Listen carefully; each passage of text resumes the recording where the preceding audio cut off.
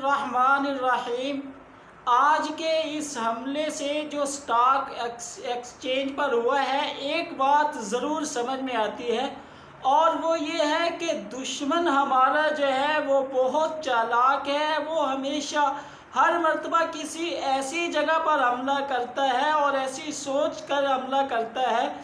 جس کے نقصانات وقتی نہیں بلکہ لمبے عرصے تک ہوتے رہیں۔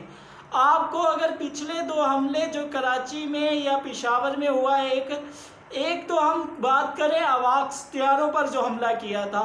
یہ وہ طیارے تھے جو دنیا کے مہنگے ترین تھے اور انہیں مہران ایئر بیس پر جو ہے حملے کا نشانہ بنایا گیا تھا۔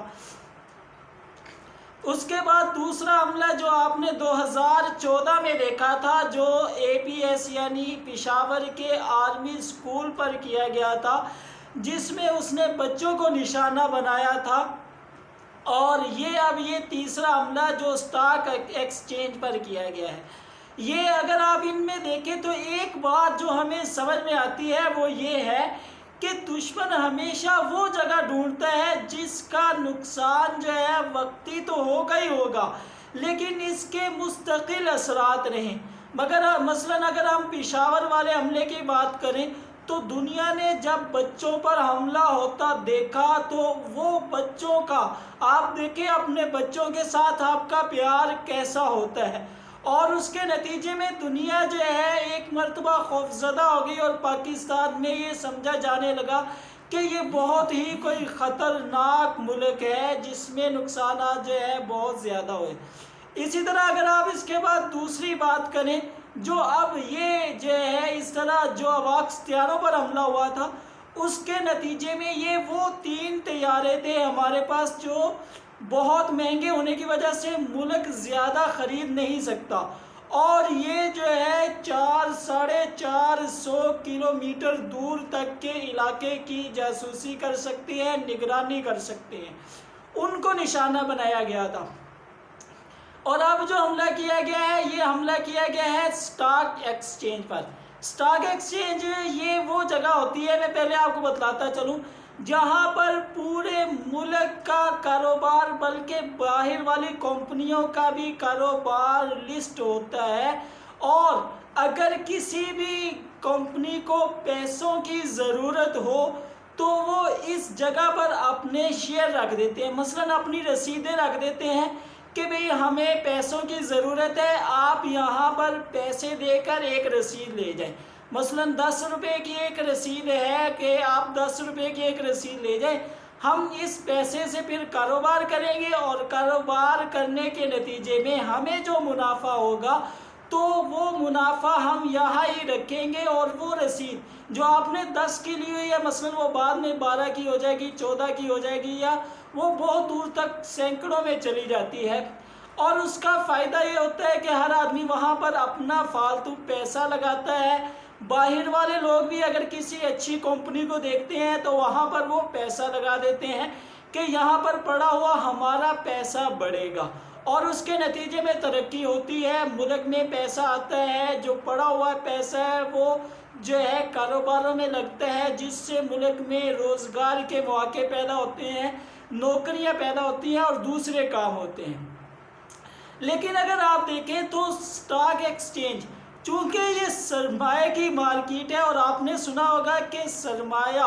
پیسہ جو ہے دنیا کی حساس ترین چیز ہوتی ہے، یعنی اگر تھوڑا سا بھی خطرہ ہو تو انسان پہلے اپنے پیسے کی پرواہ کرتا ہے کہ میرا پیسہ نہ ڈوب جائے، اور یہی وجہ ہے کہ کسی ملک میں اگر افراتفری ہو تو وہاں پر لوگ پیسہ نہیں لگاتے۔ اب اگر ہم سٹاک مارکیٹ کی بات کریں تو ایک تو ویسے ہی سٹاک مارکیٹ میں انہوں نے گرنیڈ سے حملہ کیا ہے، اگر اندر جا کر حملہ کرتے تو وہاں ہزاروں لوگ جو ہے وہ کاروباری شیئر خرید رہے ہوتے ہیں، حصے خرید رہے ہوتے ہیں کاروبار میں، ان پر حملہ ہوتا تو جانی نقصان بہت بڑا ہو جاتا۔ جبکہ دوسری طرف اگر ملک کے حالات خراب ہوں تو ایکسچینج کو یہ نقصان ہوتا ہے، اگر خود ایکسچینج میں یہ حالات پیدا ہو جائیں تو اس کا نقصان یہ ہوگا کہ ساری دنیا میں اگر کسی نے یہ سوچا ہوا تھا کہ وہ پاکستان میں پیسے لگانا چاہتا ہے، وہ کوئی کمپنی بنانا چاہتا ہے، تو وہ سٹاک ایکسچینج کو دیکھ رہا تھا کہ ہماری سٹاک ایکسچینج کا حالت کیا ہے، وہ اوپر جا رہی ہے نیچے جا رہی ہے، یا کیا آلات، تو ان سب کو یہ پتہ چلے گا کہ بھئی یہاں پیسہ لگانے سے پہلے یہ سوچو، اوپر نیچے جانے سے پہلے، کہ یہاں پیسہ سیو ہے یا نہیں ہے۔ یہی وجہ ہے کہ آپ اگر دنیا کے تمام میڈیا کو اٹھا کر دیکھیں تو وہاں پر جو ہے سارے بڑے بڑے میڈیا میں یہ خبر لگی ہے کہ پاکستان کی اسٹاک ایکسچینج پر حملہ ہوا ہے۔ ایک تو نقصان یہ ہوگا کہ اب باہر سے جو پیسہ لگانا چاہ رہا ہے وہ پیسہ نہیں لگائے گا۔ دوسرا یہ ہے کہ آپ نے سنا ہوگا سرمایہ کا فرار، سرمایہ بھاگ گیا، کہ جو پیسے لگے ہوئے ہیں پاکستان میں، اور پیچھے میں نے بجٹ میں والے اس میں بتایا تھا کہ پاکستان میں انویسٹمنٹ پہلے ہی کم ہو گئی ہے، سرمایہ لوگوں نے لگانا چھوڑ دیا ہے۔ اب اگر وہ سرمایہ کچھ لگا بھی ہے تو وہ باہر نکل جائے گا۔ اور تیسرا یہ ہے کہ کاروبار کے بارے میں یہ پتہ چلتا ہے کہ اس ملک میں کاروبار کیسا ہے، تو اس کا پتہ سٹاک ایکسچینج سے چلتا ہے کہ ان کی مارکیٹ اوپر جا رہی ہے، جو پہلے کام کر رہے ہیں ان کے حصص بڑھ رہے ہیں، ان کی قیمت 10 سے 12 14 ہو رہی ہے، یا 10 سے 8 7 کی طرف جا رہی ہے۔ اگر نیچے جا رہی ہوگی تو کوئی بھی ملک آپ کے ہاں اپنی کمپنی نہیں بنانا چاہے گا کہ بھئی ہاں تو پیسے نیچے جاتے ہیں اوپر جانے کی بجائے۔ تو اس کے نتیجے میں یہ ہے کہ جو انویسٹمنٹ جو پہلے ہی باہر والی نہیں آ رہی تھی وہ اب مزید کم ہوگی، اور اس کا نقصان جو ہے ہمارے سامنے آگے جا کر آتا رہے گا۔ اور پھر جو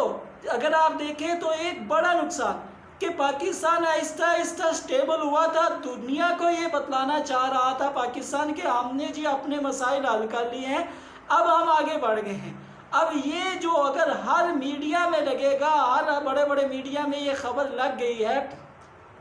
تو آپ اس سے خود سمجھیں کہ لوگوں میں جو پاکستان کے سٹیبل ہونے کا ایک تصور تھا وہ ختم ہوگا، اور اس کے نتیجے میں اگر کوئی یہاں پر پہلے آنا بھی چاہتا تھا وہ نہیں آئے گا۔ اس کے بعد اگر ہم آخری چیز کی طرف آتے ہیں جو یہ یہاں پر ہوگی، وہ یہ ہے کہ اب اس کے بعد جو ہے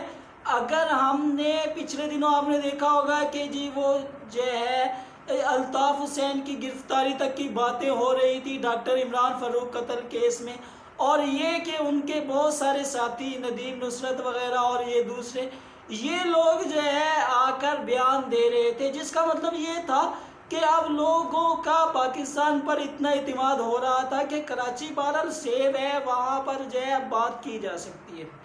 تو اب وہ پابندیاں دوبارہ سے سامنے آئیں گی۔ ہاں اس کا ایک مثبت پہلو بھی سامنے ضرور آئے گا کہ اب پاکستان کے اداروں کو یہاں پر بہت زیادہ متحرک ہونا پڑے گا اور بہت پہلے سے بڑھ کر کام کرنا پڑے گا۔